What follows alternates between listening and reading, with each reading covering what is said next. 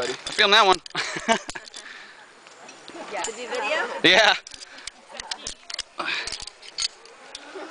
Right here. All right, thanks. Fun. That was cool. Here comes Renee. Legs up!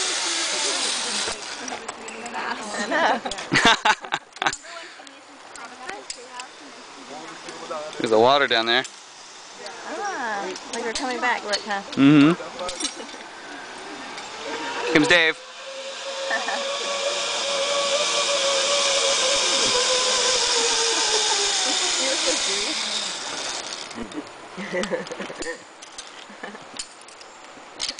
What else are you doing while you're here? Leaving tomorrow. So after this, hopefully if my boyfriend feels better, we're going to go to Manuel Antonio Park. Oh, nice. He's either dehydrated or got food poisoning.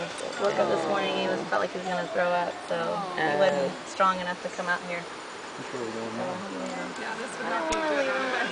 Yeah, especially walking all that way up here. I don't know if he would have made it. Yeah. He could barely open the bottle of water. I had to open it 4 times, so he was like, I don't think I can make it.